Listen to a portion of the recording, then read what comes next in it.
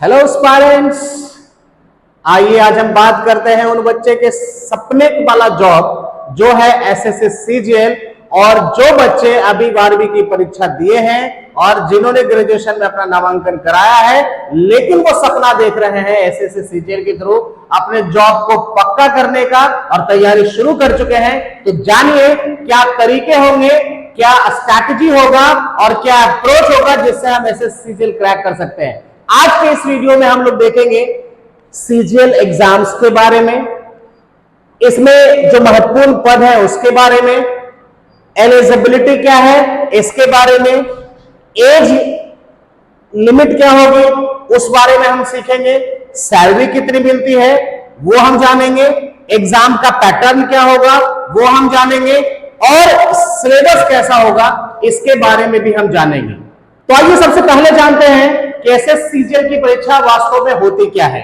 तो मैं बता दूं कि सेंट्रल रिक्रूटमेंट के थ्रू एक प्रकार का ये central recruitment government job exams है और ये स्टाफ सिलेक्शन कमीशन के नाम से जाना जाता है। मुख्यतः इसमें दो कैटेगरी में पद सुसज्जित किए गए हैं, एक ग्रुप बी और दूसरा है ग्रुप सी। अगर हम फेमस पोस्ट के बारे में एसएससी सीजीएल के अंतर्गत जो आते हैं वो हम देखना चाहते हैं तो वो है income tax officer, excise GST inspector, assistant section officer, central secretariat services, ministry of external affairs, railways के कई post, election commission of India, divisional accountant और ऐसे 50 से ज्यादा पद हैं जो एसएससी सीजीएल अपनी परीक्षा के माध्यम से आपको उपलब्ध कराती है। अब हम बात करते हैं कि कौन से बच्चे इस परीक्षा के लिए एलिजिबल है ना। आजकल के बच्चों के मन में ज्यादा सवाल यही होते हैं कि एसएससी सीजीएल की जो एलिजिबिलिटी होती है वो क्या होती है, क्या फर्स्ट डिवीजन से पास होना चाहिए, क्या सेकेंड डिवीजन वाले बच्चे इसको अप्लाई कर सकते हैं कि नहीं। तो मैं आपको बता दूं कि चाहे आप सेकेंड डिवीजन से पास किए हो या फर्स्ट क्लास फर्स्ट पास किए हो, आपकी एलिजिबिलिटी इस एग्जाम्स के लिए बनती है। अब हम जानना चाहेंगे कि इसमें एज लिमिट क्या होगा। अलग अलग पदों के लिए एज की लिमिट अलग अलग है। अब देख लीजिए, ऑडिटर है, अकाउंटेंट है, यूडीसी है, टैक्स असिस्टेंट है, एसआई है सीबीआई में, इसके लिए एलिजिबिलिटी है 18 वर्ष से 27 साल की उम्र होनी चाहिए। अगर आप जेएसओ में जाते हैं, जूनियर स्टैटिस्टिकल ऑफिसर में, तो आपका उम्र का दायरा होना चाहिए 18 से 32 वर्षों के बीच और बाकी सभी पदों के लिए आपके उम्र का जो दायरा है वो है 18 से 30 वर्ष। यानी सबसे कम आप उम्र में अगर प्रवेश पाना चाहते हैं तो 18 वर्ष से आप इसकी पदों के लिए आप एलिजिबल हो जाते हैं और आप 18 वर्ष में ही ये नौकरी प्राप्त कर सकते हैं। जहां तक हम सैलरी की बात करते हैं, मुख्य मुद्दा यही होता है कि अगर हम एसएससी सीजीएल ज्वाइन करते हैं तो हमको कितनी सैलरी मिलेगी। तो मैं बता दूं, सैलरी के अलग अलग वार हैं। अगर आप ग्रुप सी ज्वाइन करते हैं तो आपको ये वेरिएशन हो सकता है लेकिन 45,000 के करीब होगा। और अगर आप ग्रुप बी ज्वाइन करते हैं, ग्रुप बी जो है वो हायर रैंक के लिए होता है और जो लोअर रैंक होते हैं वो ग्रुप सी होते हैं। ग्रुप बी में आपको 75,000 सैलरी मिलेगी और ग्रुप सी में आपको 45,000 सैलरी मिलेगी। लेकिन मैं आपको एक बात बता दूं कि ये शहर दर शहर इसमें परिवर्तन हो सकते हैं। अब बहुत ही महत्वपूर्ण सवाल, What is the pattern of SSC CGL exam? Exam होगा कैसे, क्या पैटर्न होगा? तो देख लीजिए, सबसे पहले प्रीलिम्स, ये एक प्रारंभिक चयन परीक्षा है, आपकी स्क्रीनिंग वाली परीक्षा है। बहुत बड़ी संख्या में लोग इसको अप्लाई करते हैं और एग्जाम देते हैं। तो पहले चरण में आपको छांटा जाता है मेंस के लिए, यानी जैसे आप प्रीलिम्स पास करते हैं तो दूसरे चरण की परीक्षा जो है वो मेंस होता है और मेंस भी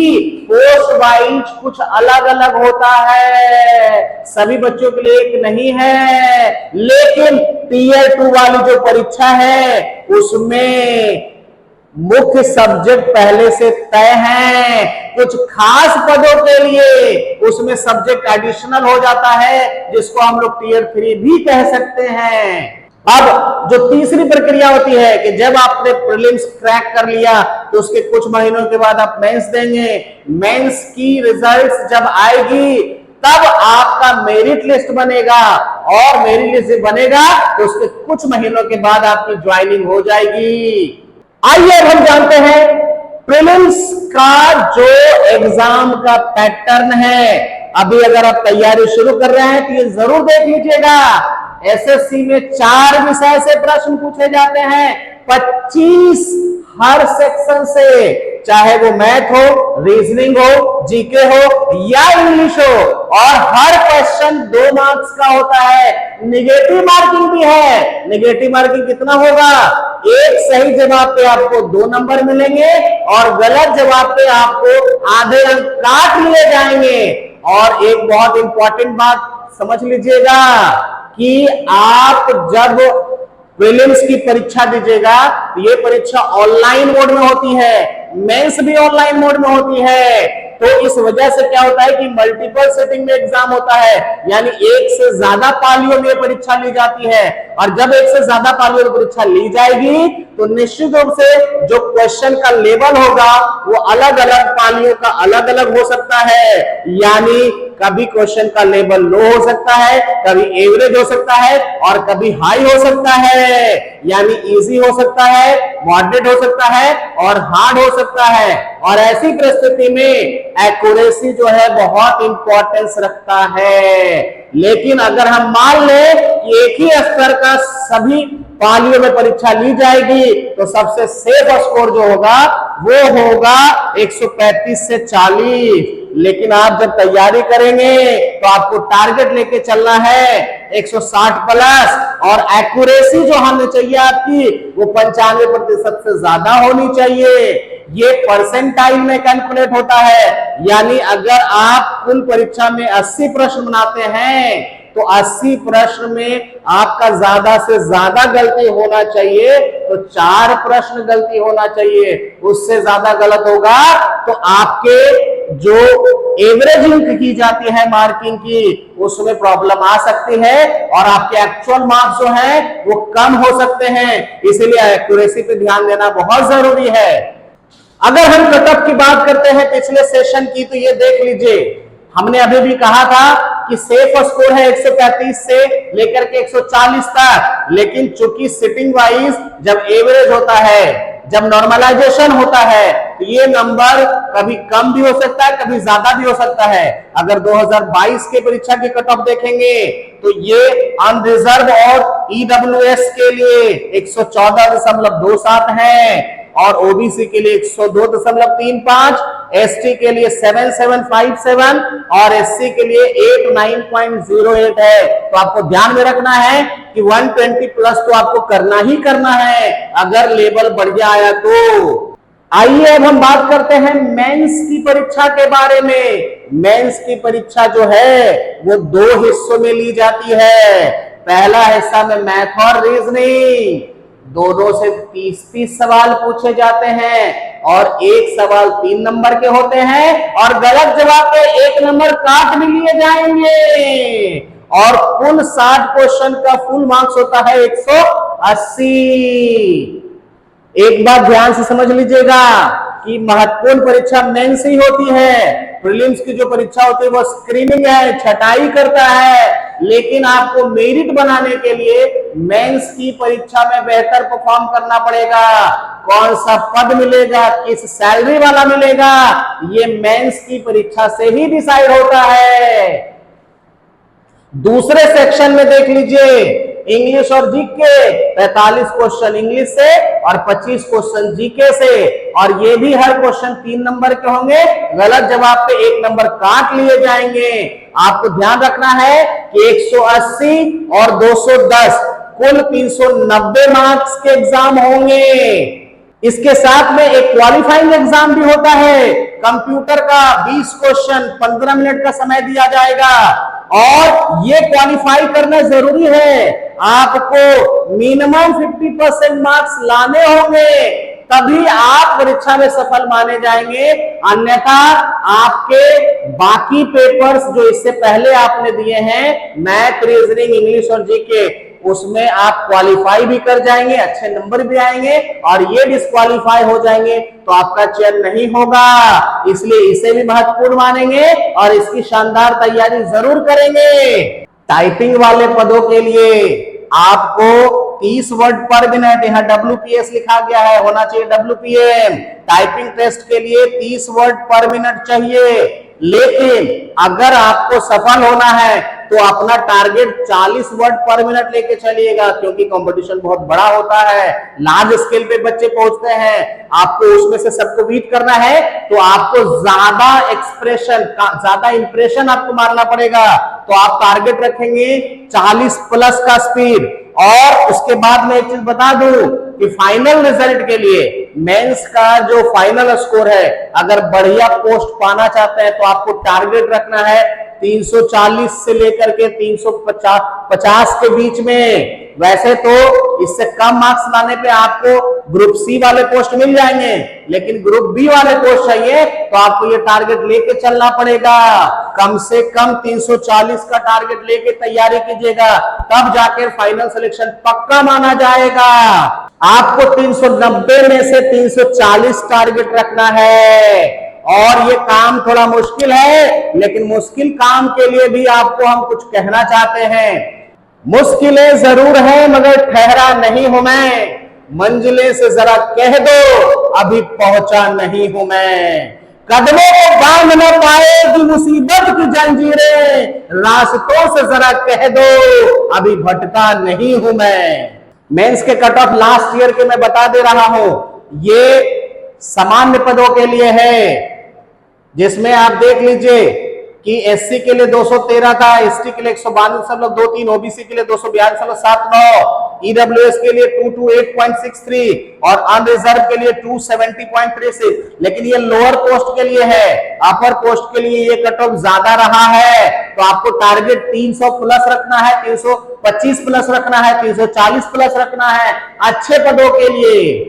अब है पिलर्स क्या है इस प्रिपरेशन के, तो सबसे पहला जरूरी चीज है सिलेबस का कंप्लीशन। अगर आप तैयारी शुरू कर रहे हैं तो चारों सेक्शन, मैथ्स के, रीजनिंग के, इंग्लिश के, जीए के सिलेबस पे आपके शानदार पकड़ होनी चाहिए, और ये प्रीवियस ईयर क्वेश्चन पे आधारित होना चाहिए, तभी आपकी तैयारी पूरी मानी जाएगी। इसीलिए आपको प्रीवियस ईयर के क्वेश्चंस की प्रैक्टिस जरूर कर लेनी चाहिए, और साथ ही साथ मॉक टेस्ट देना शुरू करिए।